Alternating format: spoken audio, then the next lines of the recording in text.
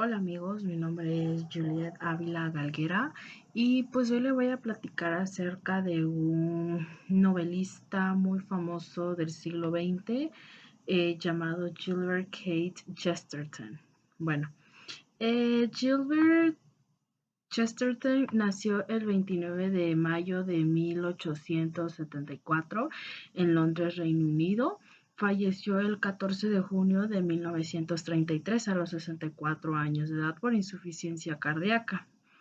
Chesterton fue un crítico, novelista, poeta, escritor y periodista británico y de inicios del siglo XX.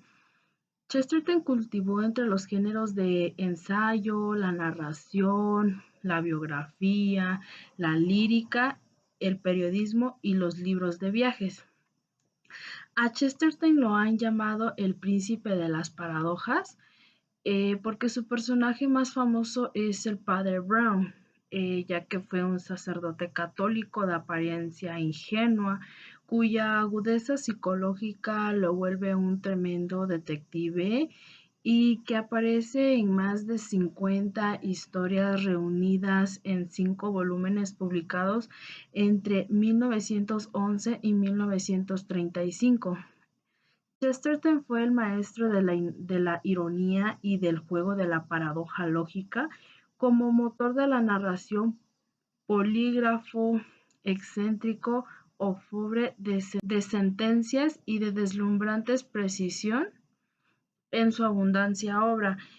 Con más de 100 volúmenes aparecen en todos los géneros de la prosa, incluido el Tratado de Teología Divulgativo y de un gran poder de persuasión. Chesterton desde muy joven él se sintió atraído por el catolicismo como su amigo el poeta Hilary Belloc. En 1922 abandonó el protestantismo en una ceremonia oficiada por su amigo el padre O'Connor, eh, modelo de su detective Brown en un cura católico inventado años antes. Además de su poesía El Caballero Salvaje de 1900, excelentes y agudos estudios literarios como los dedicó a Robert Browning, Charles Dickens y Bernard Shaw. Estos fueron publicados entre 1903 y 1909. Este conservador estetizante, similar al mismo Belloc o al gran novelista Ford Madox Ford, se dedicó a la narrativa,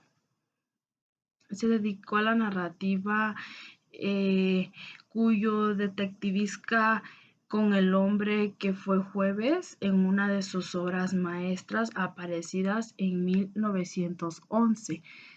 Chesterton a partir de 1911 empezaron las series del Padre Brown, inauguradas por el candor del Padre Brown, novelas protagonizadas por ese brillante sacerdote detective que a muy tempranamente, traducidas al castellano por Alfonso Reyes, consolidaron su fama. Bueno, de hecho, Chesterton inventó cómo lo haría un poco más tarde con Eliot y Evelyn White, una suerte de nostalgia católica anglosajona que celebra la jacundia medieval y en la vida feudal reflejada. Por ejemplo, Chaucer, a quien dedicó un ensayo y a la vez abominaba de la reforma protestante y sobre todo del puritanismo. Chesterton tuvo sus ideas principales y a Chesterton lo han etiquetado como un conservador porque destaca valores de la tradición y del mundo antiguo, sobre todo medieval. Pero realmente su pensamiento es el del tradicionalismo político. Su método es esencialmente moderno y original tras una crisis de juventud establecido por unas condiciones y una idea para la vida humana a la que siempre fue fiel. Cuando Chesterton se dio cuenta que ya existía, era por supuesto por el cristianismo, que él comenzó ese acercamiento al mismo hasta que en 1902 no se hizo católico. Chesterton escribe una perspectiva cristiana y pues para él el cristianismo es como la llave que permite abrir la cerradura del misterio de la vida porque hace encajar distintas piezas. Y sus argumentos de él fueron que nunca son teológicos, sino basados en la razón, la experiencia y la historia y en defensa de la sensatez. Ante el alocado mundo moderno al que él sin embargo amaba, implicándose profundamente en su transformación a través de sus escritos y sus empresas periodísticas como el GK Weekly. Bueno, a Chesterton le gustan tanto las novelas de detectives, por lo mismo que sus escritos tienen un importante contenido filosófico, por su método y su profundidad que tiene, y un sociológico por la agudez de su análisis social. La razón, bueno, Chesterton dice que la razón es un instrumento para conocer el mundo, pero solo uno más. El arte, la imaginación, el misticismo o la experiencia de la vida son otras tantas herramientas impredecibles como el mundo moderno solo confía en ella, ya que genera comportamientos o ideas más o menos irracionales o cuando menos poco racionales. Chesterton dice que loco es aquel que lo ha perdido todo menos la razón. Ese fue uno de sus frases o que está escrito en Ortodoxia capítulo 1. Y también dice Chesterton que por lo mismo es profundamente enemigo del sentimentalismo, la contrapartida del racionalismo. Aquí les voy a... Él dice en uno de sus capítulos de Ortodoxia. Bueno, uno de sus primeros capítulos dice él que el hombre hoy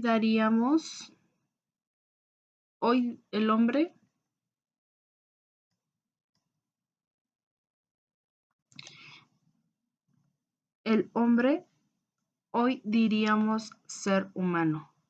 Necesitas, por tanto, una visión completa de la vida. Su ideal de vida es el hombre corriente, no el modelo que propone o lo llevan a cabo, sino los ricos ni los intelectuales. Esto es importante porque el mundo moderno, dirigido racionalmente por virtudes cristianas, se ha vuelto loca y se han vuelto locas de sentirse aisladas y de verse vagando solas. Ese fue una parte de un capítulo de Ortodoxia que es el capítulo 3, que habla sobre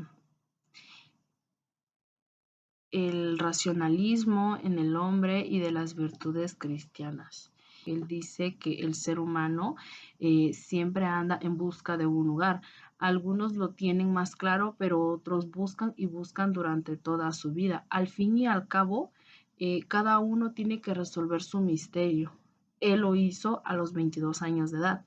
Los seres humanos tenemos la libertad.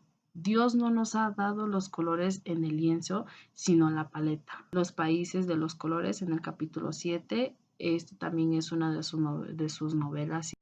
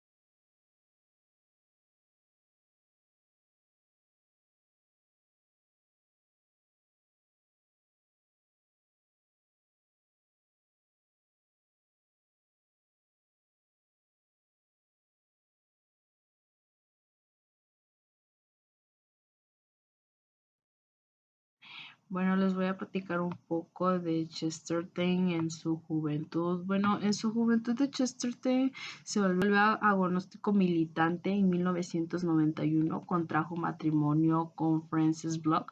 Ella era una anglicana practicante, quien ayudó en un principio a Gilbert Keith que se acercara al cristianismo.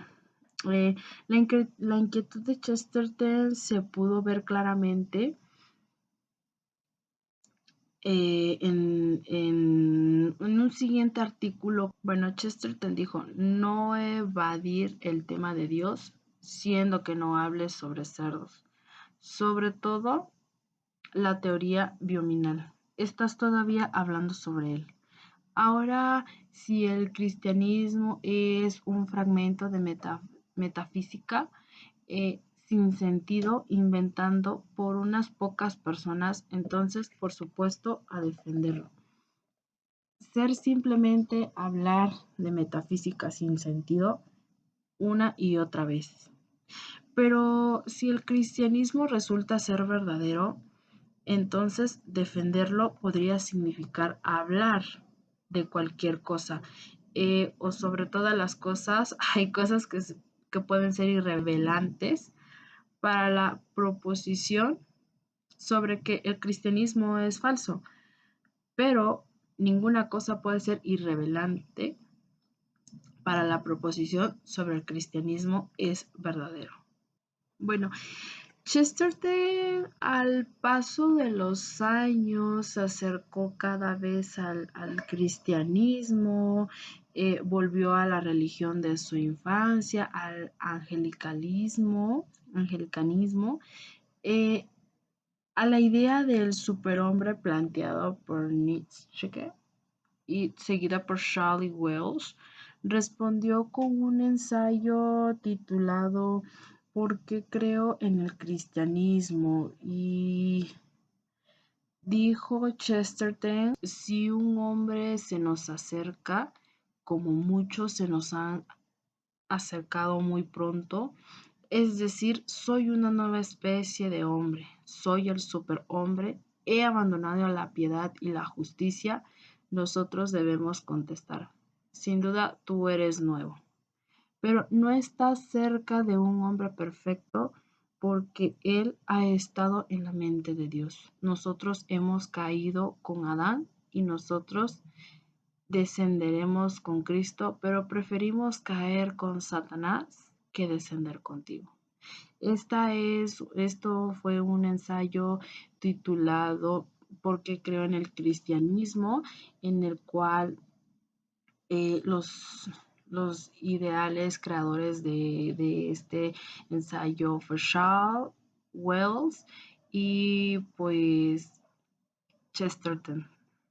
Bueno, siguiendo con las defensas de su renovada creencia de Chesterton, él cada vez se adentraba más en lo que los escritos del patrístico. Durante el año de 1921, Chesterton no publicó ningún libro, pero sí se dedicó mucho al periódico The New Writings. Chesterton durante esa época se mantuvo muy constante a correspondencia con Mary C. Bryant y el padre John O'Connor, el padre Rolando Connox, quienes lo ayudaron mucho a ir de poco cambiando de su pensamiento católico hacia la fe de ellos, pero todo conversó a su vez al catolicismo. Ellos profesaban y terminó por convertirse a la Iglesia Católica, en el cual Chesterton entró en 1922, en el cual él se convirtió en un católico. Chesterton dijo, en su búsqueda de la verdad se toparía con diversos obstáculos, pero siempre iría con una mentalidad abierta, que en el cual él no se detendría ante nada, pero siempre Chesterton iría con una mentalidad abierta y no se detendría ante estos muros, a no ser que estuviera convencido de que él debía derribarlos para poder continuar con su búsqueda. Esto se le atribuye a la frase no hay que derribar una valla hasta que sepas la razón por la cual fue puesta. Chesterton sobre las críticas del conservadurismo de la Iglesia Católica, Chesterton diría que él no quiere una iglesia que se adapte a los tiempos, ya que el ser humano sigue siendo el mismo y necesita que lo guíen. Por eso realmente nosotros no queremos una religión que tenga razón cuando nosotros tenemos razón. Lo que nosotros queremos es una religión que tenga razón cuando nosotros estemos equivocados. Eso fue lo que dijo Chesterton en la Iglesia Católica y en la conversación que tuvo con Shaw y Waltz. A continuación les voy a explicar que fue titulado Porque soy católico, que se refiere a la Iglesia de Roma. Chesterton dice que no hay forma, en otro caso continua situación inteligente que haya estado pensando sobre pensar durante 2000 años. Su experiencia naturalmente cubre casi todas las experiencias, especialmente casi todos los errores. El resultado es un mapa en el que todos los callejones ciegos y malos caminos están claramente marcados. Todos los caminos se han demostrado no valer la pena, pero la mejor de las evidencias, la evidencia de que aquellos que lo han recorrido. Eso es esto es un ensayo que como ya les comenté, es titulado Porque soy católico y se refiere a la Iglesia de Roma. O sea, como bien todos sabemos, ahorita la Iglesia de Roma o el Vaticano no ha tenido muy buena reputación, pues, pero pues en sus tiempos, pues realmente era muy sagrada, muy respetada y por eso él decidió hacer ese tipo de ensayos. Entonces, pues sí es algo como que muy importante o es algo que es como para reflexionar el ensayo. Igual en el ensayo porque soy cristiano, cristianismo, algo así. Y este de porque soy católico realmente sí tienen como enseñanzas muy, muy buenas y están muy bonitos los dos ensayos realmente. Bueno, les voy a platicar acerca de la vida de Chesterton, o bueno, bien dicho, de su familia. Bueno, Arthur Chesterton fue padre de 6 hijos, el mayor de ellos de nombre Edward, quien contrajo matrimonio con Mary Louise Costerton. Chesterton tenía una agencia inmobiliaria y topográfica radicada en Kensington, al cual estaba dedicado Edward, pero su inquietud era el arte y la literatura. Tras contraer Edward matrimonio, los Chesterton grosejaban y se maduraron Sherwood Terrace en Kensington, donde concibieron a una Beatriz y a Gilbert. Gilbert nació en Camden Hills, en Londres, como ya les había mencionado, en el seno de una familia de la clase media. Chesterton perteneció a la clase media a comienzos de su autobiografía relatando el día, el año y lugar de su nacimiento. La forma en la que ofrece esta información permite apreciar su fe en la tradición humana, ya que su opinión solo a través de estas se pueden conocer muchas cosas más de otra forma que no se podrían saber. Chesterton a una edad no muy avanzada, Edward tuvo un problema cardíaco, por lo que debió abandonar el negocio familiar, pero continuaba percibiendo una renta de él. Fue entonces cuando se pudo dedicar tranquilamente a su jardín y a la literatura y el arte. Tanto Edward como Mary Louise no eran tan devotos y creyentes y ambos aceptaron bautizar a Gilbert más que nada por una especie de presión social, tradición familiar, ya que ellos no podían definir como libre pensadores al estilo de la época victoriana. En el bautismo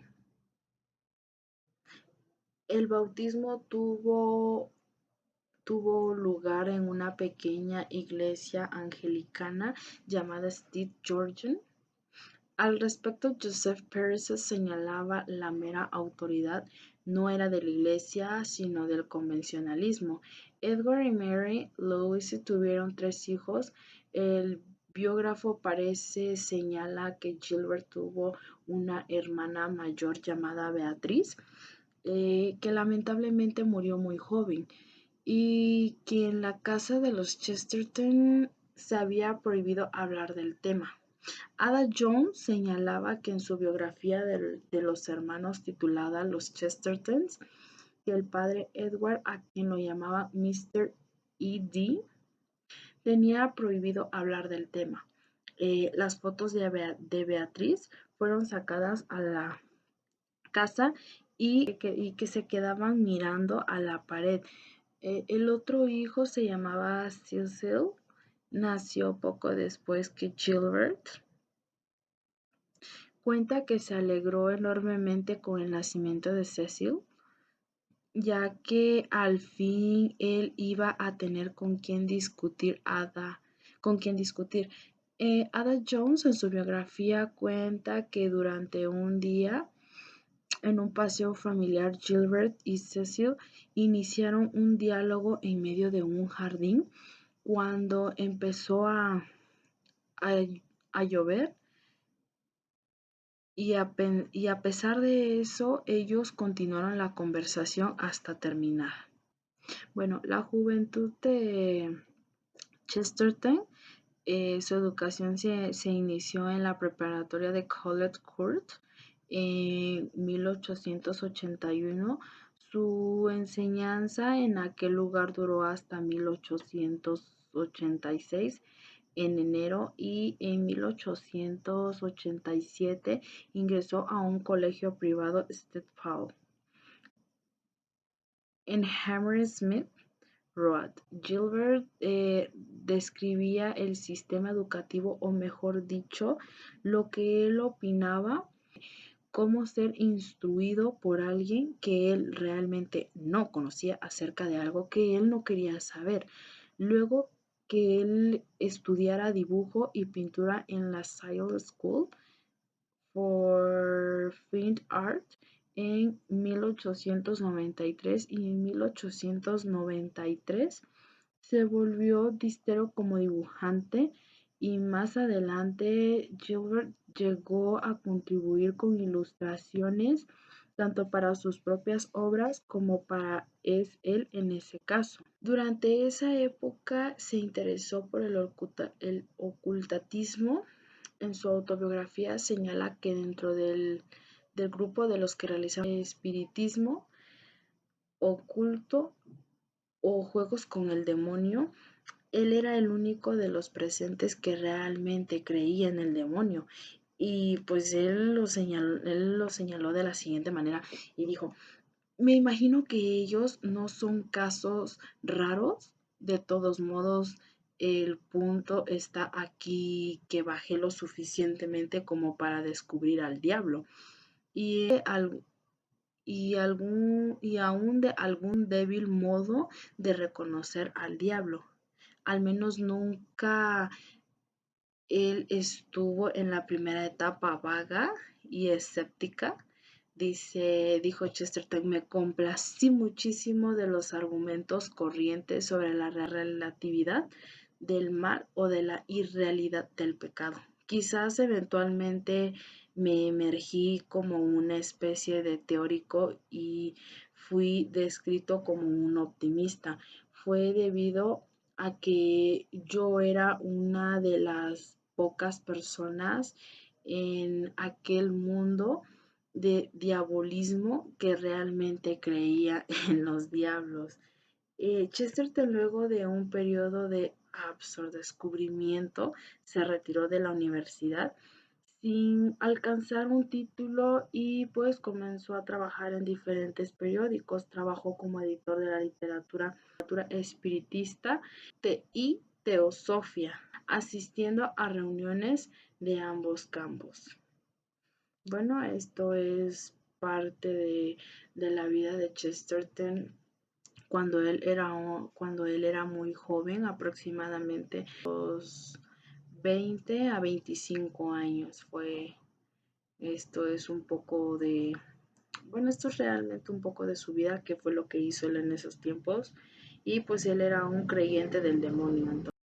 Bueno amigos, y con esto concluyo mi exposición. Espero que les haya gustado acerca un poco de la vida de Chesterton, cuáles fueron sus obras y pues qué era pues lo que él tenía, cuál era su opinión acerca del cristianismo y del catolicismo, ya que pues él cuando estaba pequeño pues perteneció al cristianismo y pues en 1902 se cambió al catolicismo y pues ahí más o menos les dije parte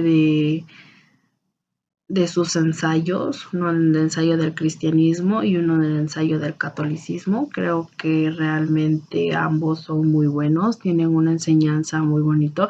Bueno, tiene una enseñanza muy bonito para aquellos que son eh, muy acercados a Dios y pues para los que son como que creyentes, pero muy, o sea, que son creyentes y ya, pues sí, como que pueden decir, pues como que sí me vale y esto, pero pues sí, los que son muy apegados a Dios, pues sí sabrán lo que quiso dar a entender o lo que quiere dar a entender con sus ensayos y creo que realmente en muchas de las ocasiones, pues sí ponemos en práctica lo que Chesterton puso junto con sus otros compañeros en sus ensayos. Pues bueno, espero que les haya gustado mi exposición y pues nos vemos en la próxima. Hasta luego.